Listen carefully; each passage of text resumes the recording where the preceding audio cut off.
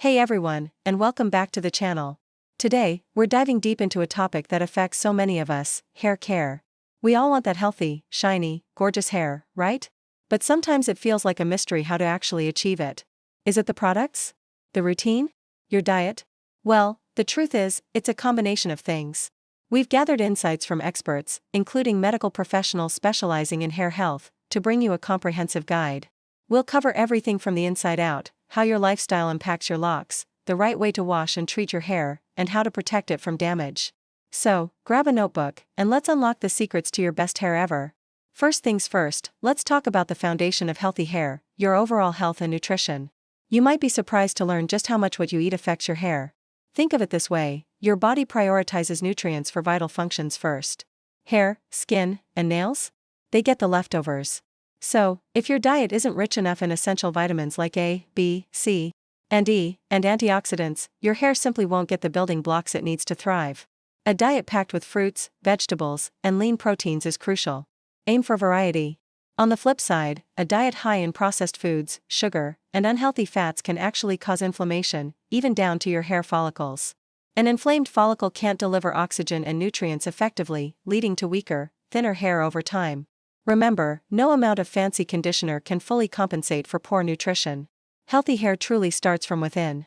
Now, let's move on to the external care: how you wash and treat your hair. There's a persistent myth that washing your hair every day is bad for it. Let's bust that right now. Especially if you exercise regularly or have an oily scalp, washing daily is often necessary and beneficial. Why? Sweat. Even if you don't feel drenched, sweat contains salts and minerals that can irritate your scalp and damage your hair if left sitting there. Plus, a sweaty scalp is a breeding ground for bacteria and fungus.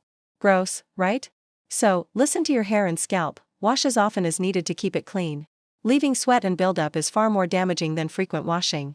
When you do wash, temperature matters. Super hot water might feel good, but it strips your hair and opens up the cuticles, leaving them vulnerable to damage, frizz, and dullness. Stick to lukewarm water. And they're best in optimal order for your products. Start with shampoo to cleanse the scalp and hair, removing dirt and oil.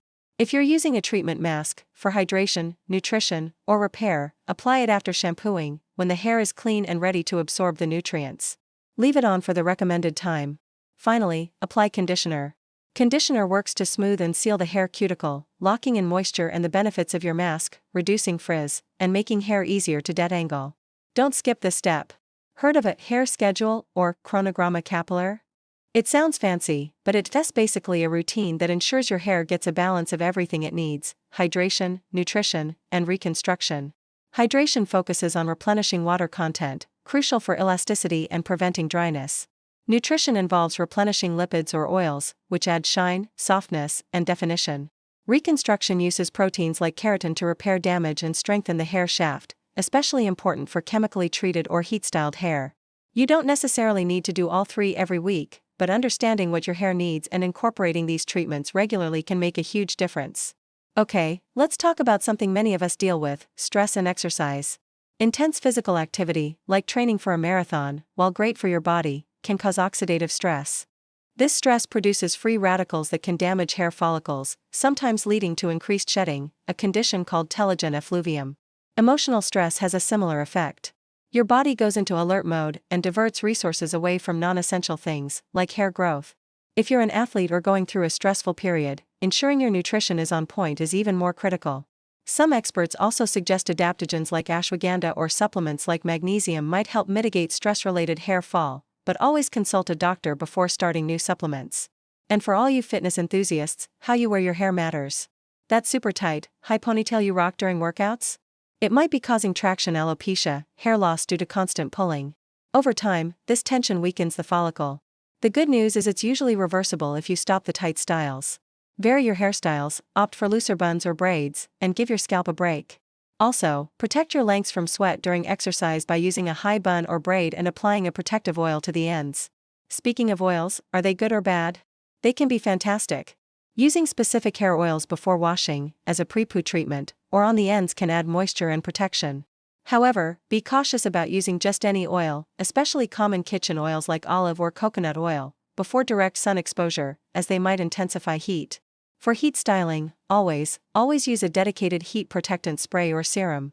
Oils alone might not offer sufficient protection from the intense heat of blow dryers and flat irons, which can cause significant damage over time. We also need to touch on supplements, specifically creatine, as it often comes up.